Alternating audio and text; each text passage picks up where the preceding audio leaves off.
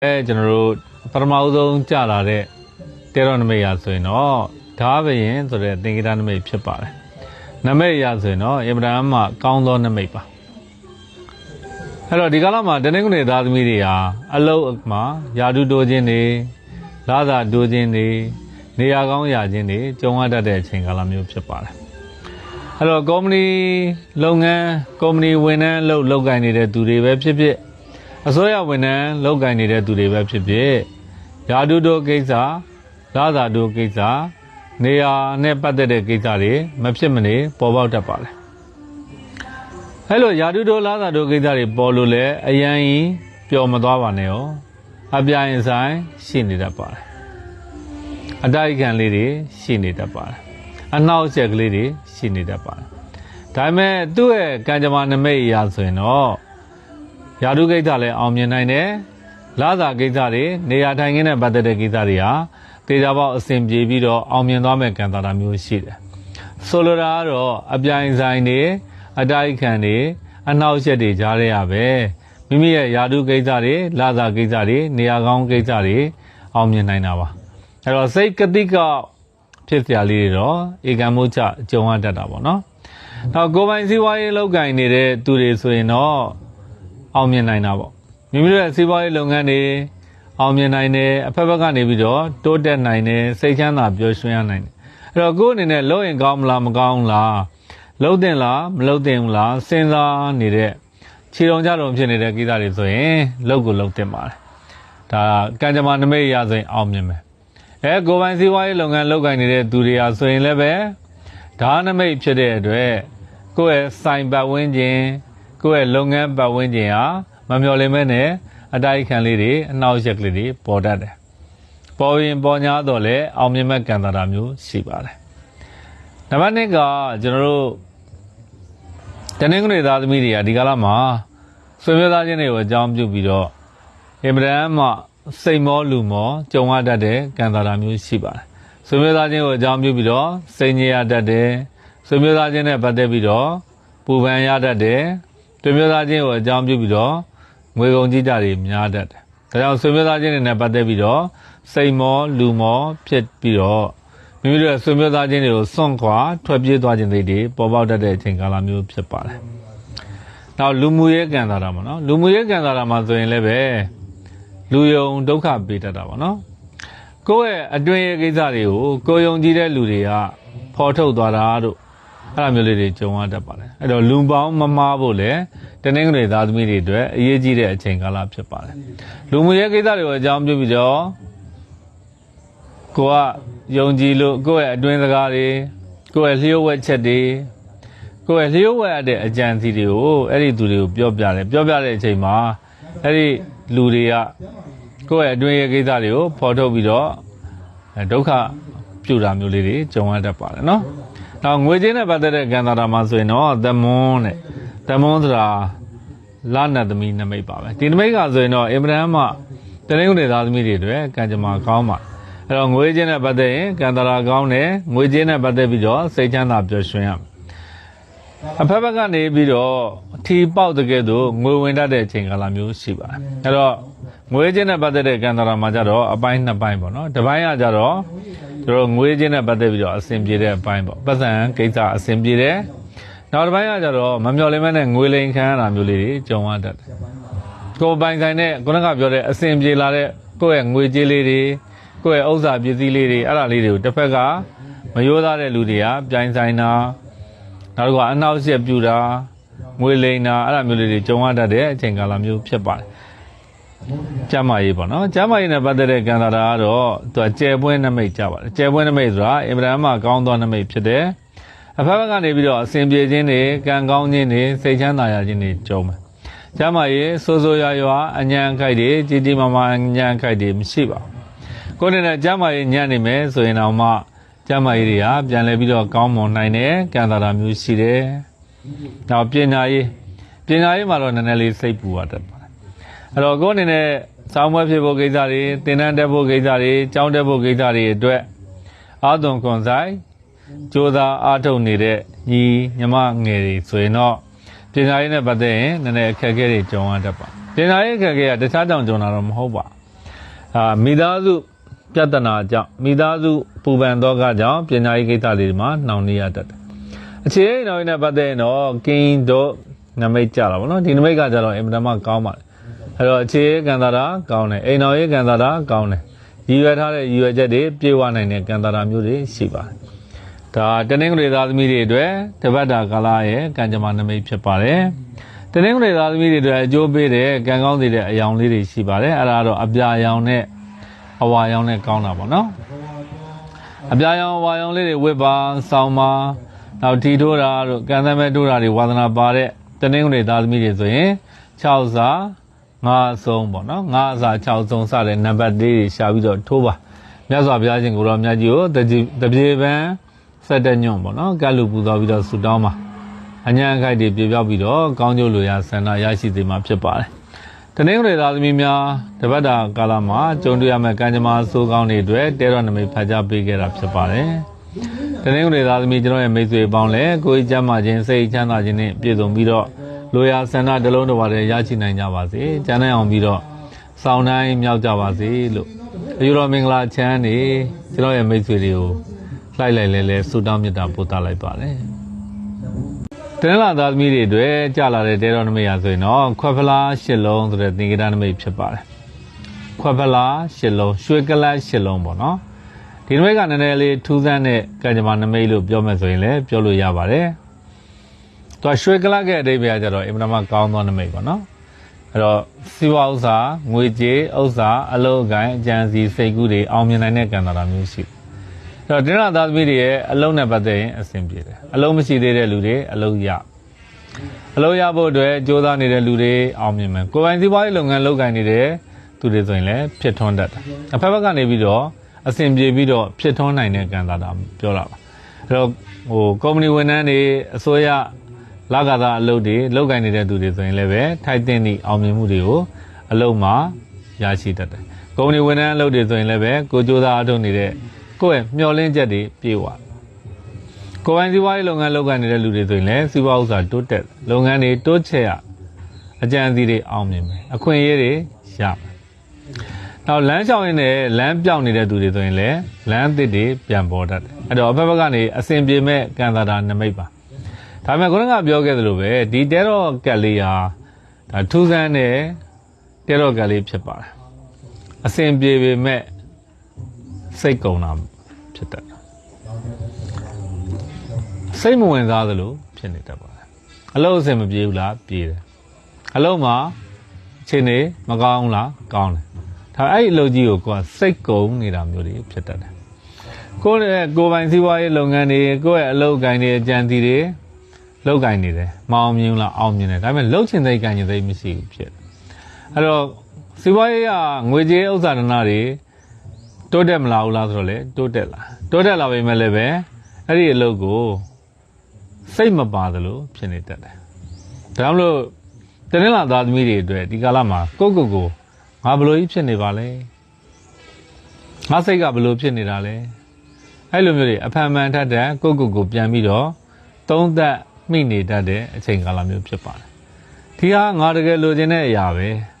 အခုရနေပြီဒါဘာကြောင့်ငါမပြောတာလဲဒီယာတုဟာငါတကယ်တိုးကျင်ခဲ့တဲ့ယာတုပဲအခုတိုးပြီယာတုတို့ကိစ္စတွေကြုံပြီကိုတိုးကျင်တဲ့ယာတုကိုလည်းရတယ်ကိုလိုချင်တဲ့နေရာကိုလည်းရတယ်ဒါပေမဲ့စိတ်ထဲမှာမပျော်မွေ့သလိုခံစားနေရတတ်ပါတယ်ကိုကငွေကြေးဥစ္စာဒနာပစ္စည်းတွေကိုတော်တော်လေးစူးစမ်းပြီးတော့ရှာဖွေတယ်အဲ့တော့အောင်မြင်တဲ့သလောက်အောင်မြင်လာတယ်တိုးတက်တဲ့သလောက်တိုးတက်လာတယ်ငွေကြေးတွေအဆင်ပြေတဲ့သလောက်အဆင်ပြေလာတယ်ဒါပေမဲ့ဘလို့ဖြစ်သွားတာလဲမပျော်မွေ့သလိုဖြစ်နေတတ်တယ်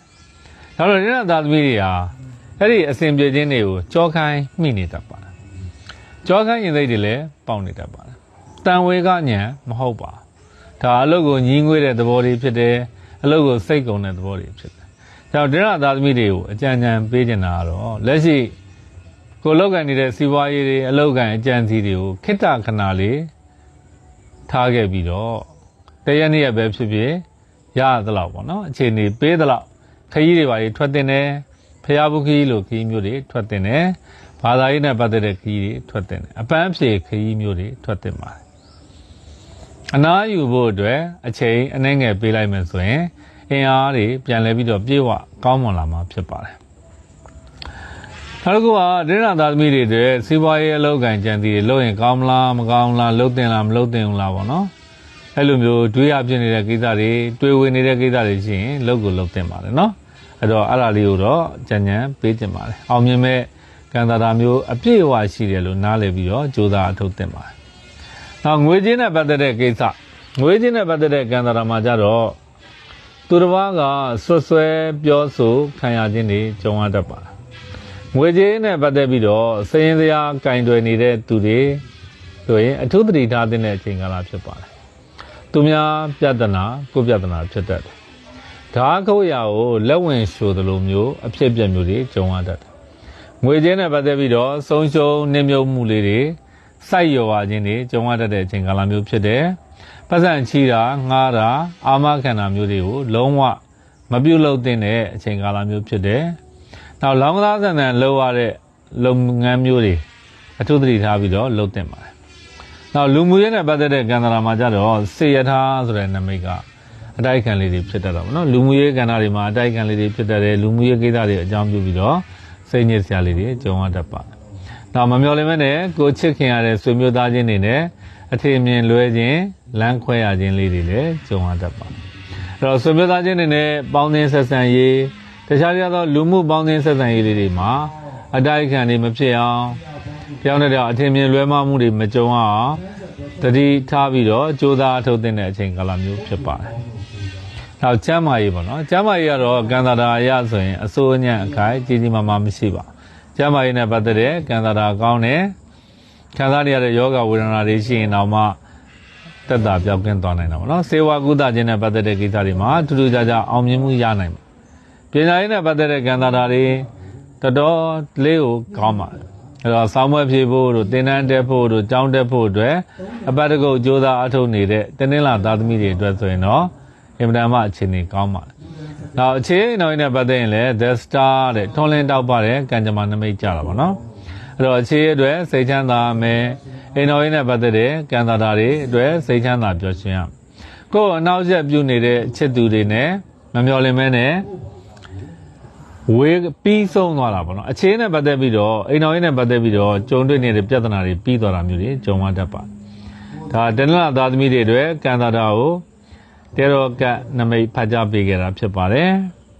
အဲ့တော့လုံရင်ကောင်းမလားမကောင်းလားလှုပ်တင်လားမလှုပ်တင်ဘူးလားသွားတင်လားမသွားတင်ဘူးလားဆိုရင်သွားတင်တယ်လှုပ်တင်တဲ့အခြေအနေကောင်းတယ်ဒီကထွက်မပြေးပါနဲ့နော်ဒါတွေကကျွန်တော်တို့ဘဝ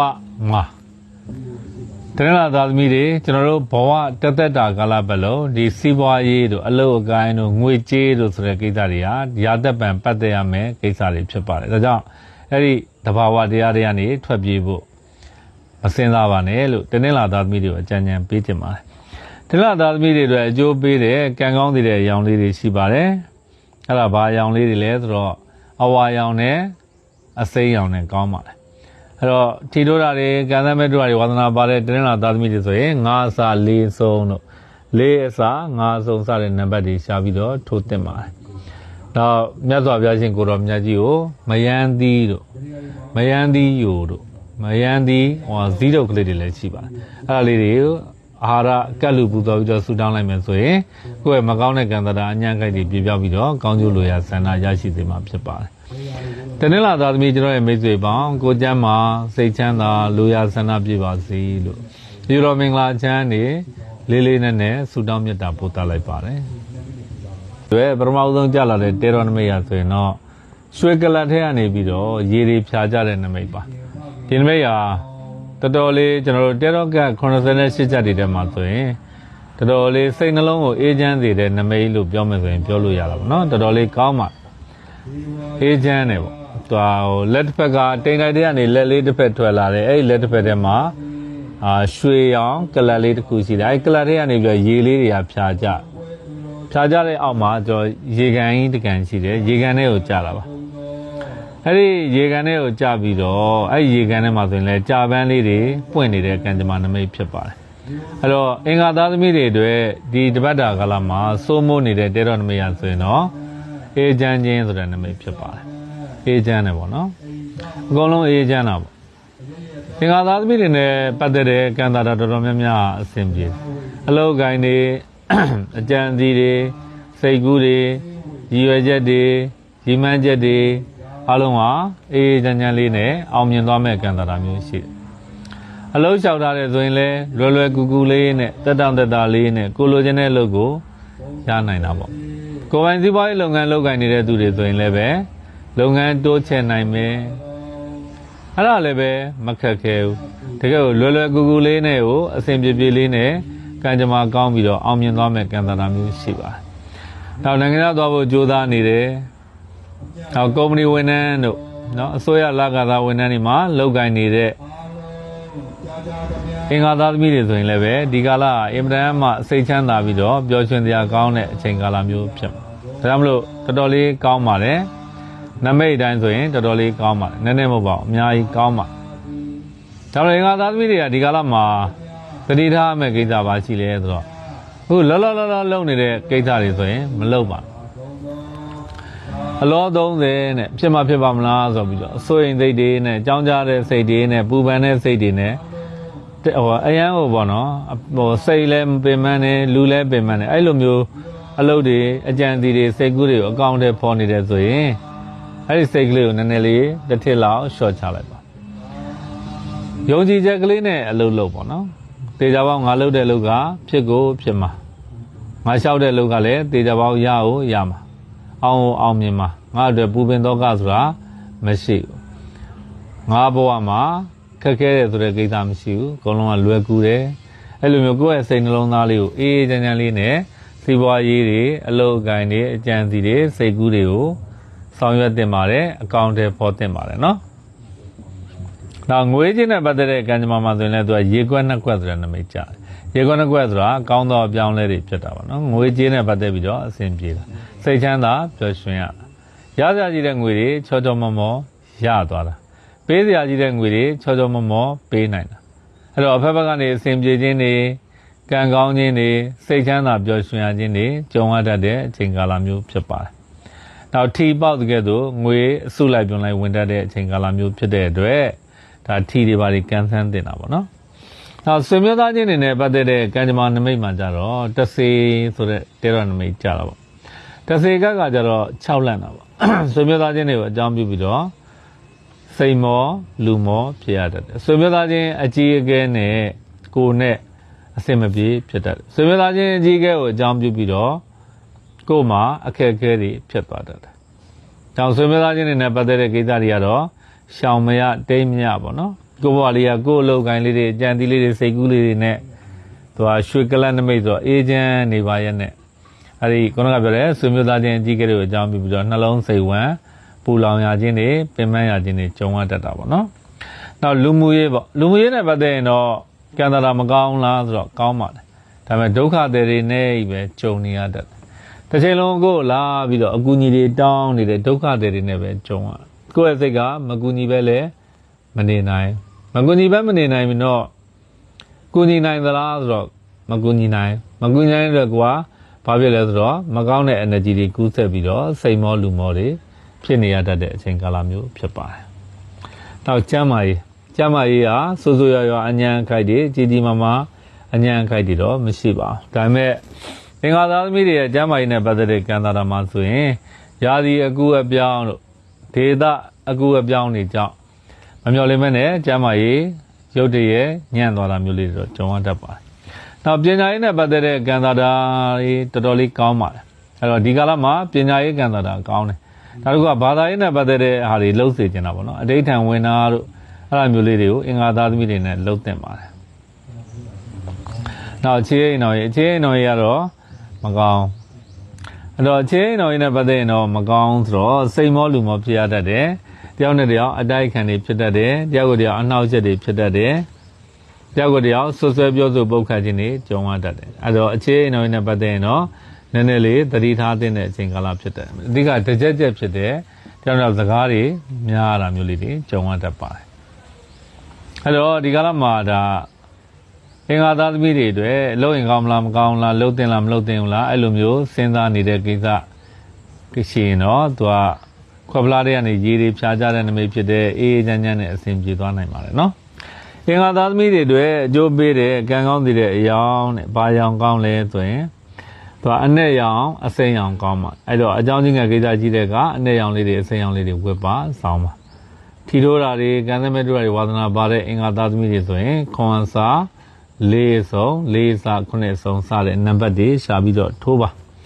မြတ်စွာဘုရားရှင်ကိုတော်မြတ်ကြီးကိုထမ်းလျက်ခဲ7ခဲတဲ့ကတ်လူပူဇော်ပြီးတော့ဆုတောင်းပါမကောင်းတဲ့ကံတာအညံ့ခိုက်တွေပြပြောက်ပြီးတော့ကောင်းကျိုးလိုရာဆန္ဒတွေရရှိစေမှာဖြစ်ပါတယ်အင်္ဂါသားသမီးကျွန်တော်ရဲ့မိတ်ဆွေအပေါင်းလည်းကိုကျမ်းမှာစိတ်ချမ်းသာပြီးတော့လိုရာဆန္ဒတစ်လုံးတော်ရတဲ့ရရှိနိုင်ပါစေကျမ်းနိုင်အောင်ဆောင်နိုင်မြောက်ပါစေလို့ယူတော်မင်္ဂလာချမ်းတွေလိုက်လဲဆုတောင်းမေတ္တာပို့သလိုက်ပါတယ်ဘုရားသမီးတွေအတွက်ကြာလာတဲ့တေရောနမိတ်ကဆိုရင်တော့ခွက်ပလားနှလုံးဆိုတဲ့သင်္ကေတနမိတ်ဖြစ်ပါတယ်အဲ့ဒီနမိတ်ကလေးကိုမြင်အောင်ပြောရမယ်ဆိုရင်တော့လူလင်ပြိုတယောက်ကလုံမပြိုတယောက်ကနှစ်ယောက်ကတယောက်နဲ့တယောက်ရွှေကလတ်တွေကိုကမ်းနေတာပေါ့လဲနေတာပေါ့အဲ့တော့ဒါလည်းခြေချင်းမြတ်တာတရားနဲ့ပတ်သက်တဲ့တေရောနမိတ်ဆိုရင်လည်းမှန်ပါတယ်နော်အပေးအယူမြတ်တာခြင်းတွေခြေချင်းမြတ်တာသဘောတရားတွေနှလုံးစိတ်ဝမ်းအေးချမ်းခြင်းတွေပူးပေါင်းဆောင်ရွက်ပြီးတော့အောင်မြင်ခြင်းတွေကိုညွှန်ပြတဲ့ကံကြမ္မာနမိတ်ဖြစ်ပါတယ်အဲ့တော့ဗုဒ္ဓသားသမီးတွေဟာဒီကာလမှာအင်မတန်မှကောင်းပါတယ်ကိုယ့်ရဲ့စီးပွားရေးတွေကိုယ့်ရဲ့အလုပ်အကိုင်တွေကိုယ့်ရဲ့အကြံစီတွေမှာကိုယ့်အားပေးမဲ့ကိုယ့်ချစ်တဲ့လူကိုယ့်အချစ်တဲ့လူနဲ့ကြုံတတ်တဲ့အချိန်ကာလမျိုးဖြစ်ပါတယ်ဒီအချိန်မှာဗုဒ္ဓသားသမီးတွေအတွက်စတုလုပ်ငန်းတွေရှယ်ယာလုပ်ငန်းတွေပူးတွဲပေါင်းဆက်လုပ်ငန်းတွေမှာတိတိတသာအကျိုးပေးပြီးတော့အောင်မြင်မှုရတတ်တယ်စတုရှယ်ယာပူးတွဲပေါင်းဆက်လုပ်ငန်းတွေလည်းပဲပေါ်ပေါက်လာတတ်ပါတယ်ကိုလုံးနေတဲ့စီးပွားရေးလုပ်ငန်းကိုကိုယ့်ရဲ့မိတ်ဆွေတွေရတော့၎င်းကိုယ့်ရဲ့အပေါင်းအသင်းတငယ်ချင်းတွေရတော့၎င်းကိုယ့်ရဲ့မိသားစုဝင်တွေရတော့၎င်းကိုယ့်ရဲ့ချစ်သူရတော့၎င်းကိုချစ်ရတဲ့လူရတော့၎င်းငါလည်းဝင်ပါမယ်ဆိုပြီးတော့ပူပေါင်းဆောင်ရွက်တဲ့ပြီးတော့ပို့ပြီးတော့အောင်မြင်သွားတာမျိုးဖြစ်တတ်တဲ့အချိန်မှာဒါမှမဟုတ်ဘုရောသားသမီးတွေဟာအလုပ်ကိစ္စတွေအဆင်ပြေတတ်ပါတယ်လုပ်ငန်းဆောင်တာကိစ္စတွေချောမွေ့ဖြစ်တတ်ပါတယ်အလုံးမရှိသေးတဲ့လူဟာအလုံးရနိုင်ပါတယ်နိုင်ငံသွားဖို့ကြိုးစားနေတယ်အောင်မြင်တတ်ပါတယ်ခေါ်စာဆောင်နေတယ်ရနိုင်ပါတယ်ကုမ္ပဏီအလုပ်တွေမှာလုပ်ကိုင်နေတဲ့သူတွေဆိုရင်ယာတုကိစ္စတွေလစာကိစ္စတွေအဆင်ပြေတတ်တယ်နောက်ဆိုရဝန်ထမ်းလုပ်ကိုင်နေတဲ့ဗုဒ္ဓဦးသားသမီးတွေအတွက်ဆိုရင်အခွင့်အရေးခွင့်လန်းတွေပေါ်မယ်အဲ့တော့ကံကြမ္မာနမိတ်အရာဆိုရင်ကောင်းတာပေါ့နော်လုပ်ရင်ကောင်းမလားမကောင်းလားတို့လှုပ်တင်လားမလှုပ်တင်ဘူးလားတို့အဲ့လိုမျိုးစဉ်းစားနေတဲ့ကိစ္စတွေရှိရင်လုပ်ကိုလုပ်တင်ပါတယ်အဲ့တော့ဗုဒ္ဓဦးသားသမီးတွေကတခုပဲသတိထားအဲ့ဒါဘာလဲဆိုတော့တဲတော်နမိတ်တိုင်းတဲတော်ကညွှန်ကြားချက်တိုင်းဆိုရင်တကူကောင်းမဆန်အတ္တမကြည့်နဲ့တကူကောင်းတယောက်ကောင်းမလုပ်အများနဲ့ပူပေါင်းဆောင်ရွက်တင်တဲ့အချိန်မှာအဲ့တော့ဒီချိန်မှာကိုယ်လည်းလာပြီးတော့ပူပေါင်းမယ်ကိုကလည်းပြန်ပြီးတော့ပူပေါင်းဆောင်ရွက်မယ်နောက်တစ်ခုကစီးပွားရေးလုပ်ငန်းဆောင်တာတွေရှိရင်ကိုချစ်တဲ့လူတွေကိုယုံကြည်စိတ်ချတဲ့လူတွေနဲ့အမြင်တွေသဘောထားတွေစိတ်ထားတွေအစားဖလှယ်တဲ့အချိန်ကာလမျိုးဖြစ်ပါတယ်နော်ဒါကြောင့်ဗုဒ္ဓသားသမီးတွေအတွက်ကံကြမ္မာနမိတ်ကတော့တော်တော်လေးကောင်းနေပြီအားလုံးကအဆင်ပြေတော့မဲ့အချိန်အလောက်ကန်ခွင့်ခွင့်လန်းနေရစားကောင်းပဲအရေးကြီးတာကိုယ့်ကိုတယောက်တည်းချိတ်မစင်စားနဲ့ဝေမျှဝေရပူးတွဲပြီးတော့အောင်မြင်မှုရယူဖို့အတွက်ပူးတွဲပြီးတော့အောင်မြင်မှုလမ်းကြောင်းကိုသွားဖို့အတွက်ကြိုးစားတဲ့အချိန်လို့ပြောရမှာဖြစ်ပါတယ်အဲ့တော့အလောက်ကန်ခွင့်ခွင့်လန်းနေနဲ့ပတ်သက်ပြီးတော့လမ်းပြောင်းနေတဲ့လူတွေရှိရင်ကိုယ့်ရဲ့ငယ်တငယ်ချင်းတွေကိုချစ်ရတဲ့တငယ်ချင်းတွေကိုယ့်ရဲ့ချစ်သူတွေသူတို့တွေနဲ့ဆက်သွဲပြီးတော့စကားပြောရင်းနဲ့အလောက်ကန်ခွင့်လန်းနေပေါ်ပေါက်တတ်ပါတယ်နံပါတ်1ကကျွန်တော်တို့ငွေကြေးနဲ့ပတ်သက်တဲ့ကံတာမှာကြတော့သူကကွင်းကဘယင်မနမိတ်ပါပဲဒါလည်းခွက်ဘယင်မနမိတ်ပါပဲခွက်ဘယင်မကမော်မီးရင်ကိုကင်ထားတဲ့ကံကြမ္မာနမိတ်ကြတယ်ငွေကြေးနဲ့ပတ်သက်ရင်လက်ညှိုးညွှန်ရာရေးဖြစ်မဲ့အချိန်ကာလဖြစ်ပါတယ်ဟာချက်လောင်းဆိုပြီးတော့အခက်အခဲတွေပြေလည်သွားနိုင်တဲ့အချိန်ကာလဖြစ်ပါတယ်အဲ့တော့ဗုဒ္ဓသားသမီးတွေငွေကြေးနဲ့ပတ်သက်ရင်ဒါရစရာကြီးတဲ့ငွေတွေချောမောရတာတို့နော်ပေးစရာကြီးတဲ့ငွေတွေချောမောပေးနိုင်တာတို့ငွေကြေးနဲ့ပတ်သက်ပြီးတော့အဆင်ပြေသွားတာတို့စိတ်ချမ်းသာရတာမျိုးတွေကြုံဗ ဘောရိုးသားသမီးတွေရဲ့ကံတာမှာငွေကြေးနဲ့ပတ်သက်ပြီးတော့ပူပန်တော့ကရောက်နေရတာတွေရှိရင်တော့မှပြေလည်သွားနိုင်တဲ့အခြေအနေမျိုးရှိတယ်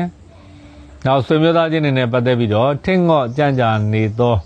ကိစ္စများအခုရက်ပိုင်းအတွင်းမှာပြန်ပြီးတော့အဆင်ပြေသွားပါလိမ့်မယ်။နောက်လူမှုရေးနဲ့ပတ်သက်ရင်တော့နည်းငယ်အကြက်တဲကြုံခြင်းအခက်အခဲကြုံခြင်းလေးတွေကြုံရတတ်တယ်။ကျမ်းမာရေးကတော့တော်တော်လေးကောင်းပါတယ်။ဆိုးရွားရွားအញ្ញံခိုက်တွေမရှိပါဘူး။ကျမ်းမာရေးကိစ္စကိုအကြောင်းပြုပြီးတော့ခရီးပါရေးသွားမယ်ဆိုရင်လည်းတော်တော်လေးကောင်းတယ်လို့ပြောမှာဖြစ်တယ်။နောက်ပညာရေးကဏ္ဍမှာကြတော့ကိုယ့်ရဲ့မိဘအကြီးအကဲနဲ့ကိုယ်နဲ့သဘောမတူညီမှုလေးတွေဖြစ်တတ်တယ်။ကိုယ်ကဒီသင်တန်းကိုတက်ခြင်းနဲ့ကိုမိဘဟိုသင်တန်းကိုတက်စေခြင်းနဲ့ကိုကဒီเจ้าကိုတက်ခြင်းနဲ့ကိုမိဘဟိုเจ้าကိုတက်စေခြင်းနဲ့အဲ့လိုမျိုးပေါ့နော်။သဘောထားကွဲလွဲမှုလေးတွေကြုံပြီးတော့နည်းနည်းလေးအဆင်မပြေမှုလေးတွေစိတ်မောလူမောဖြစ်ရတာလေးတွေကြုံရတတ်ပါတယ်။နောက်ချေးနောက်ရတော့မော်ဝိဇ္ဇာတဲ့မော်ဝိဇ္ဇာဆိုတော့ကောင်းတာပေါ့။မျက်လက်ပြလိုက်သေးလို့ချစ်သူရတတ်တာပေါ့။ကိုချစ်သူဟာပျော်ပျော်နေတတ်တဲ့လူဖြစ်မယ်။စတဲ့နောက်တတဲ့ချစ်သူကြောင့်စိတ်ချမ်းသာပျော်ရွှင်ရတတ်တယ်။အဲ့တော့ချေးနောက်ရင်းနဲ့ပတ်သက်ရင်လည်းကံတာတော်တော်လေးကောင်းတယ်လို့ပြောမှာဖြစ်ပါတယ်။အဲ့တော့ဗုဒ္ဓသားသမီးတွေအတွက်အကျိုးပေးတဲ့ကံကောင်းစေတဲ့အရာကတော့အနီရောင်နောက်တစ်ခုကနီညိုရောင်အဲ့နှစ်ခုကောင်းပါတယ်အဲ့တော့အကြောင်းကြီးငယ်ကိစ္စရှိတဲ့ကအနီရောင်လေးတွေနီညိုရောင်လေးတွေဝတ်ပါအလုပ်သွားလျှောက်တာတို့အင်တာဗျူးဖြေတာတို့အဲ့လိုမျိုးလေးတွေဆိုရင်စောင့်သွားလို့ရတယ်ဝတ်သွားလို့ရပါတယ်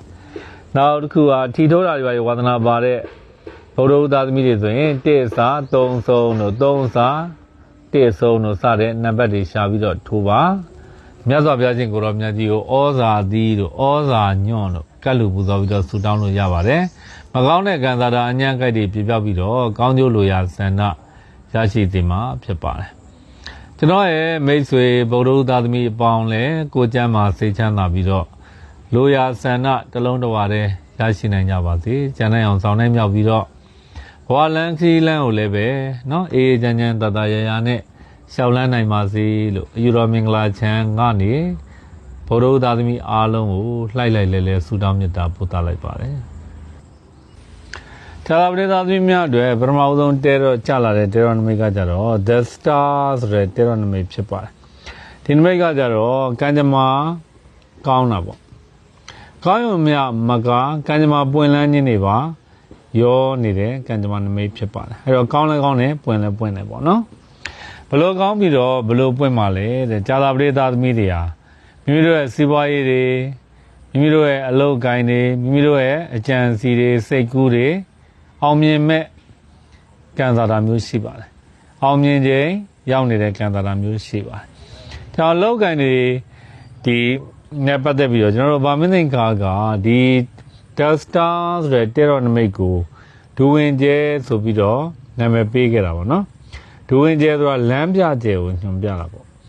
အဲ့တော့ဇာတာပရိသသမီးတွေအတွက်ဒီချိန်ဟာလမ်းပြဝမဲ့အချိန်မဟုတ်ပါဘူးလမ်းကြောင်းတွေပေါ်ပေါက်မဲ့အချိန်ကာလမျိုးဖြစ်ပါတယ်အလုပ်တွေကိုင်းတွေပေါ်ပေါက်တတ်တယ်အလုပ်ကိုင်းတွေနဲ့ပတ်သက်ပြီးတော့စိတ်ချမ်းသာပျော်ရွှင်ရတတ်တယ်ကိုယ်ပိုင်စီးပွားရေးလုပ်ငန်းလုပ်ကိုင်းနေတဲ့သူတွေဆိုရင်ဒီကာလတွေမှာလုပ်ငန်းတိုးချဲ့ပြီးတော့အောင်မြင်နိုင်မဲ့ကံစားတာမျိုးရှိတယ်အလုပ်ကိုင်းတွေအကြံစီတွေစိတ်ကူးတွေ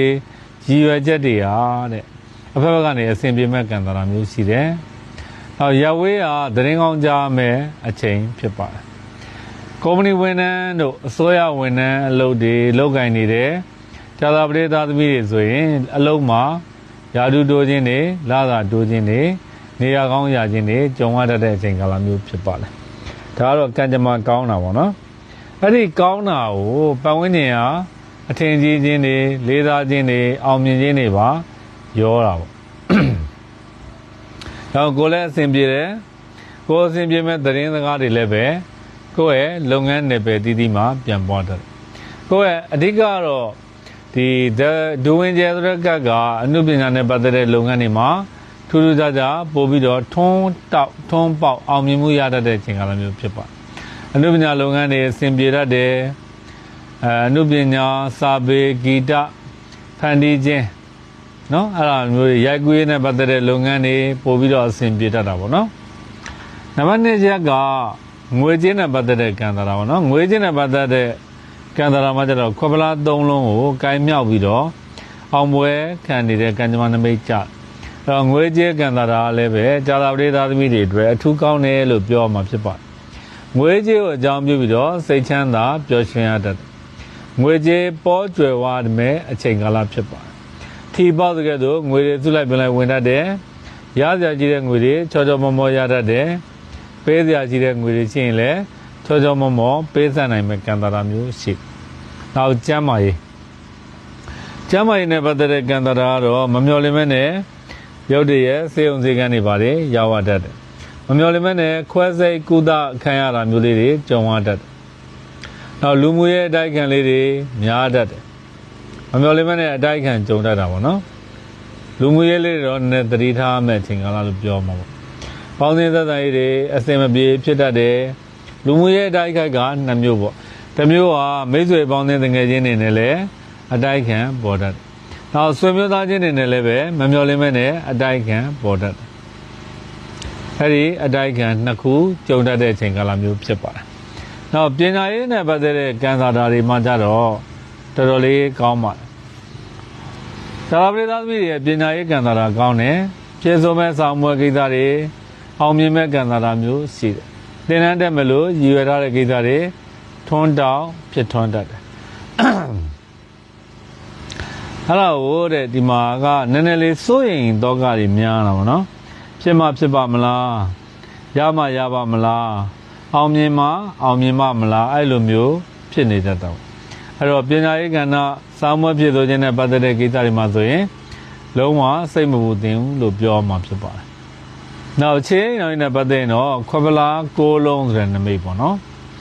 ရွှေကလတ်တွေကိုပိုင်ဆိုင်ခွင့်ရတဲ့ကံကြမ္မာနမိတ်ဖြစ်တယ်ဒီတဲတော်နမိတ်ထဲမှာပါတဲ့လူဟာတဲ့မျက်နှာမှာပြုံးရွှင်နေတဲ့မျက်နှာသားရှိတယ်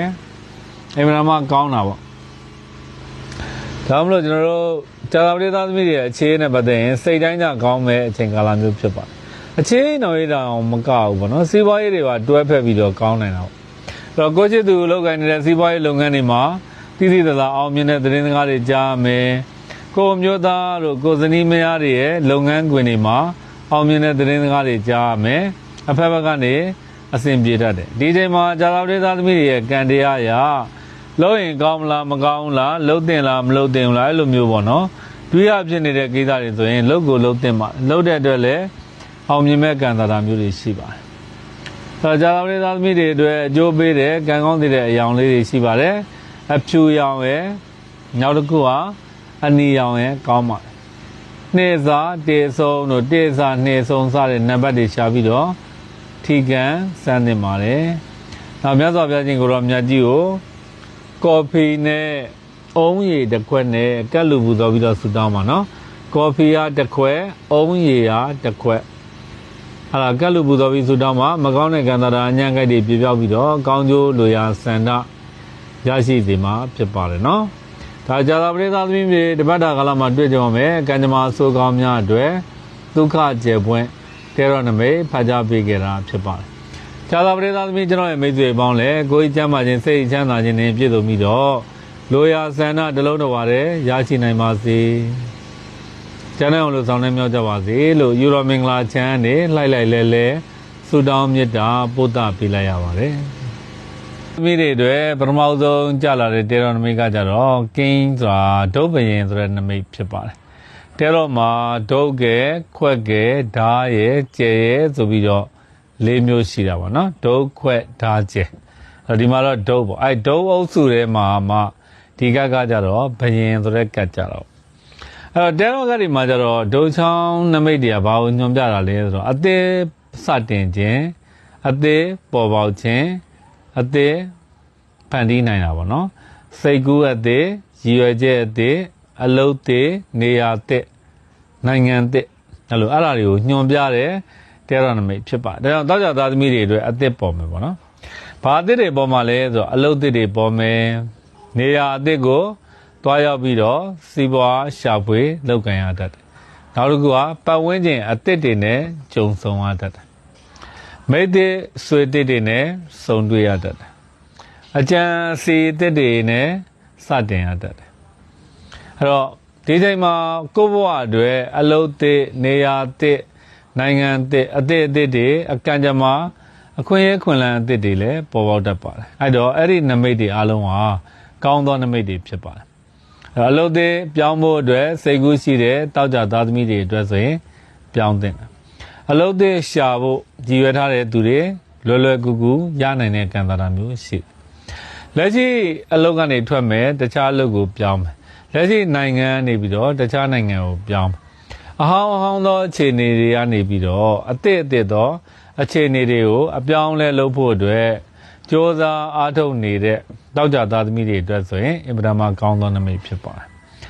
နံပါတ်2ချက်ကတော့ဒီအချိန်မှာကိုယ်စိုက်တဲ့အပင်ကဖြစ်ထွန်းတာပေါ့နော်အောင်မြင်တဲ့ကံကြမ္မာနမိတ်ဖြစ်ပါတယ်ဒါကြောင့်မလို့တောက်ကြသားသမီးတွေဟာတဲ့မိမိတို့ရဲ့စီးပွားရေးတို့လုပ်ငန်းဆောင်တာတွေအတွက်ကွာလုပ်ငန်းတွေစတင်တဲ့အခါစ조사တဲ့အခါဆောင်ရွက်တဲ့အခါလွယ်လွယ်ကူကူပဲဖြစ်မြောက်ပြီးတော့အောင်မြင်နိုင်တဲ့အချိန်ကာလမျိုးဖြစ်ပါတယ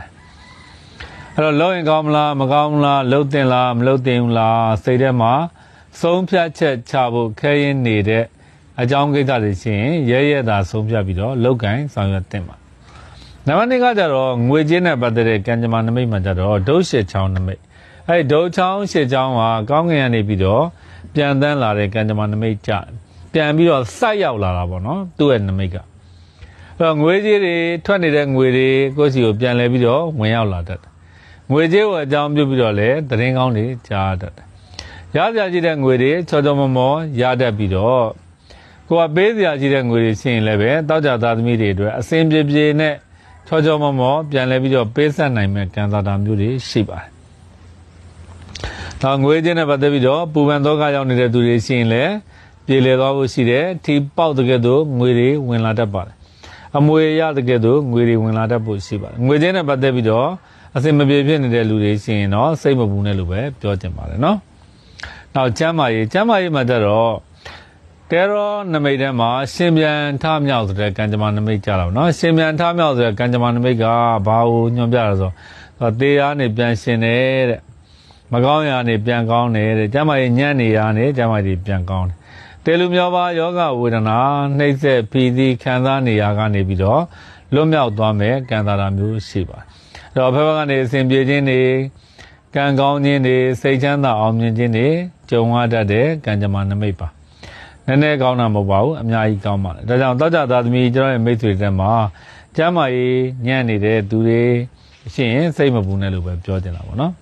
နောက်ဆွေမျိုးသားချင်းတွေထဲမှာမမျှော်လင့်မဲ့တဲ့နာရေးတွေဘာတွေပေါ်တတ်တယ်ကိုချစ်ခင်ရတဲ့ဆွေမျိုးသားချင်းတွေနဲ့ရုပ်တွေရဲ့နာရေးကျမ်းမာရေးကိုအကြောင်းပြုပြီးတော့ခွဲခွာတာမျိုးတွေဖြစ်တတ်ပါတယ်နောက်လူမှုရေးနဲ့ပတ်သက်တဲ့ကံတာတာတော့တော်တော်လေးကောင်းပါတယ်ဒီချိန်မှာမိကောင်းဆွေကောင်းတွေကြုံမယ်ဆရာကောင်းသမားကောင်းတွေကြုံမယ်မိတ်ဆွေဆရာသမားတွေကောင်းကျိုးပြုမယ်အကြံကောင်းတွေရရှိတတ်တဲ့အချိန်ကာလမျိုးဖြစ်ပါတယ်နောက်ချင်းတော်ရင်နဲ့ပတ်သက်တဲ့ကံတာတာမှာကြတော့တဖူးဆိုတာအယူကတ်ကြတာပေါ့နော်အယူကတ်ကြတော့အယူကတ်ရဲ့အဓိပ္ပာယ်ကြတော့ရှေ့တိုးခဲ့နောက်ဆိုခဲ့အခြေအနေမျိုးတွေနဲ့ကြုံရတတ်ပါအဲ့တော့လက်ရှိကိုယ့်ရဲ့အခြေအမကောင်းပြတ်မလားကွဲမလားဆိုရင်ပြတ်လည်းမပြတ်ဘူးကွဲလည်းမကွဲဘူးရှေ့လည်းမဆက်ချင်တော့ဘူးအိမ်တော်ရင်နဲ့ပတ်သက်တဲ့ကံတာတာတွေမကောင်းတာမှတော်တော်လေးအဆင်မပြေဖြစ်တယ်ဥပမာအဲ့တော့ကိုယ်ကွဲခြင်းနဲ့မပေါင်းခြင်းဒါပေမဲ့အခြေအနေအကြောင်းမျိုးမျိုးနဲ့ကွဲခြင်းပါရဲ့နဲ့ဆက်ပေါင်းနေရတာလို့မပေါင်းခြင်းပါနဲ့ဆက်ပြီးတော့ပေါင်းနေရတာလို့အဲ့လိုမျိုးတွေကြုံရတတ်ပါဒါလို့အခြေအနေတော်ရင်နဲ့ပတ်သက်ရင်လည်းပဲစိတ်မောလူမောဆိုတဲ့အခြေအနေမျိုးတွေကိုကြုံရတတ်တာပါနော်ဒါမလို့အခြေအနေတော်ရင်နဲ့ပတ်သက်တဲ့ကံတရားမှာကြတော့ဘာမှဆုံးဖြတ်ချက်မချဘဲနဲ့အခြေအနေတွေကိုစောင့်ကြည့်သင့်ပါဒါကြောင့်စီးပွားရေးနဲ့ပတ်သက်တဲ့ကံစားတာတွေလုပ်ငန်းဆောင်တာတွေနဲ့ပတ်သက်တဲ့ကံတာတာတွေမှာကြတော့အဖက်ဖက်ကနေပြီးတော့အဆင်ပြေခြင်းတွေကံကောင်းခြင်းတွေစိတ်ချမ်းသာရခြင်းတွေကြုံမယ်အဲ့တော့မိမိတို့စ조사ဆောင်ရွက်တဲ့လုပ်ငန်းဆောင်တာတွေဟာတိတိတသာအောင်မြင်မဲ့ကံတာတာမျိုးလေးတွေရှိတာပေါ့နော်အဲ့တော့တောက်ကြသားသမီးတွေအတွက်အကျိုးပေးတဲ့ကံကောင်းတဲ့အရောင်လေးတွေရှိပါတယ်အဲ့ဒါဘာလဲဆိုတော့အစိမ်းရောင်နဲ့အနက်ရောင်နဲ့ကောင်းပါတယ်နော်ဒီတို့ဓာတ်တွေကံလမ်းမဲတို့ဓာတ်တွေဝါသနာပါတဲ့တောက်ကြသားသမီးတွေဆိုရင်လေးစားခုနှစ်ဆုံးတို့ခုနှစ်စားလေးဆုံးစတဲ့နံပါတ်လေးတွေရှာပြီးတော့ထိုးပါနော်မြတ်စွာဘုရားရှင်ကိုတော်မြတ်ကြီးကိုယာကုနော်ယာကုစွန်းယာကုဆိုတာစံပြုတ်ပေါ့နော်ယာကုစွန်းကတ်လူပူသွားပြီးတော့ဆူတောင်းပါအဲဆိုရင်တောက်ကြသားသမီးတွေကြုံတွေ့ရမယ်မကောင်းတဲ့ကံတာတာအညံ့ကြိုက်တွေပြပြောက်ပြီးတော့ ကောင်းကျိုးလိုရာဆန္ဒတွေရရှိစေမှာဖြစ်ပါတယ်ထောက်ကြသားသမီးကျွန်တော်ရဲ့မိတ်ဆွေပေါင်းလည်းကိုကျမ်းမှာစိတ်ချမ်းသာလိုရာဆန္ဒပြပါစေလို့အယူတော်မင်္ဂလာချမ်းနေအလေးနဲ့ဆုတောင်းမေတ္တာပို့သလိုက်ပါတယ်စနေသားသမီးတွေအတွက်ပထမဆုံးကြာလာတဲ့တေရောနမိတ်ရာဆိုရင်တော့ကံကြမ္မာလှဲဘိန်းဆိုတဲ့သင်္ကေတနမိတ်ဖြစ်ပါတယ်ကံကြမ္မာလှဲဘိန်းအဲ့တော့လှဲဘိန်းတွေကိုမြင်ပြီးဆိုရင်အပြောင်းလဲဖြစ်လဲပတ်မဲ့သဘောဖြစ်တယ်ရက်တက်နေတာတွေအလုံးလဲသွားမယ်စိုးနေတာတွေအလုံ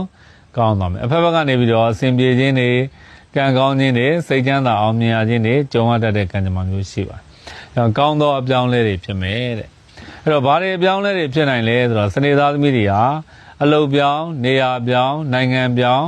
အလုပ်နေရာပြောင်းလဲတွေနိုင်ငံပြောင်းလဲတွေ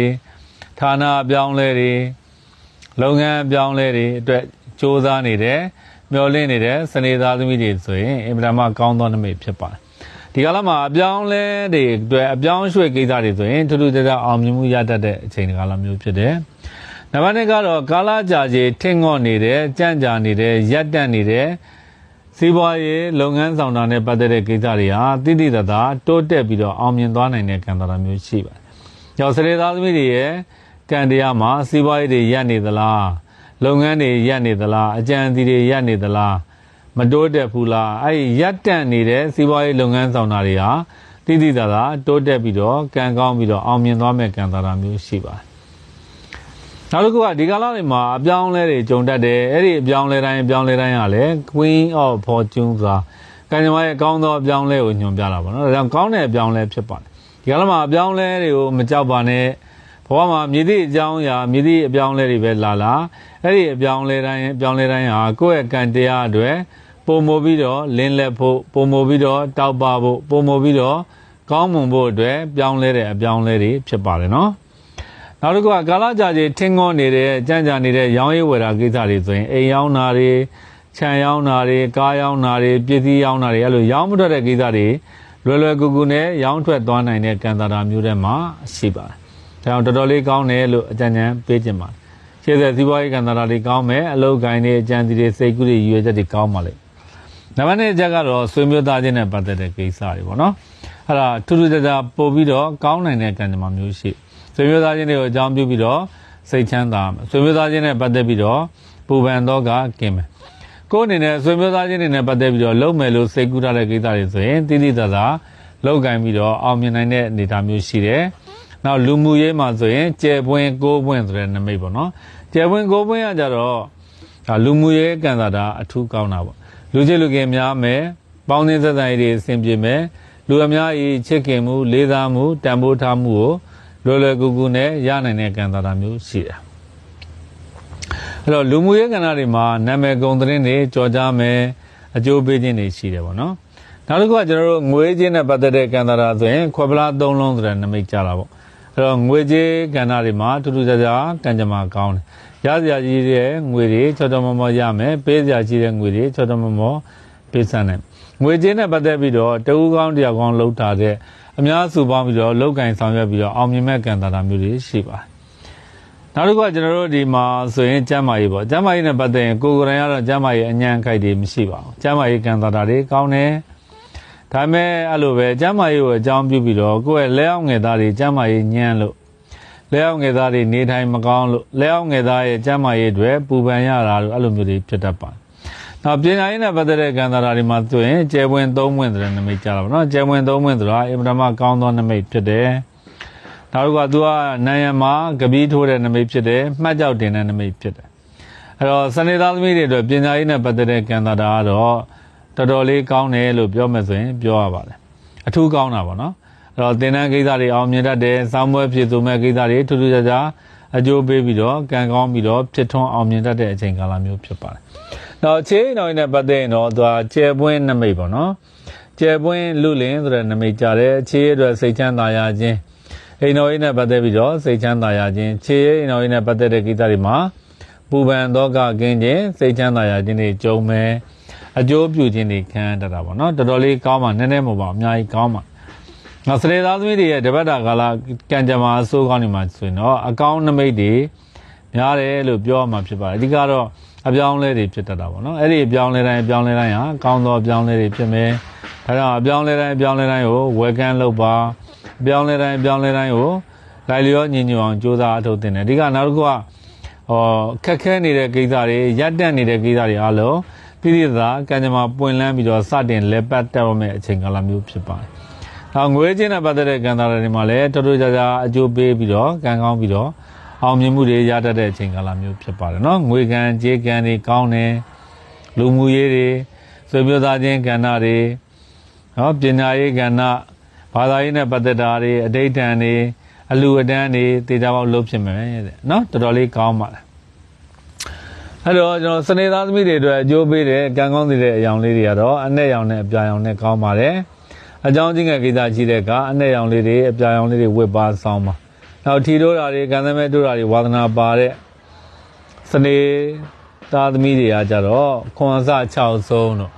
6စာ9ဆုံးတို့စတဲ့နံပါတ်တွေရှာပြီးတော့ထိုးပါမြတ်စွာဘုရားရှင်ကိုတော့မြတ်ကြီးကိုထန်းသီးမုံလို့ဘာလို့ကတ်လူပူဇော်ပြီးတော့ဆူတောင်းပါနော်ထန်းသီးမုံမရတဲ့အရာဒေသတွေဆိုရင်တော့တဲ့နှင်းစီပန်းရဲ့တပြေပန်းရဲ့ပူပြီးတော့လှူပါကိုယ်မကောင်းတဲ့ကံတာအညံ့ကြိုက်တွေပြပြပြီးတော့ကောင်းကျိုးလိုရာဆန္ဒရရှိစေမှာဖြစ်ပါတယ်။စနေသားသမီးကျွန်တော်ရဲ့မိတ်ဆွေပေါင်းလည်းကိုကျမ်းမှာစိတ်ချမ်းသာလိုရာဆန္ဒရပြေဝပါစေလို့ယူတော်မင်္ဂလာချမ်းနေလိုက်လဲဆုတောင်းမေတ္တာပို့သလိုက်ပါတယ်။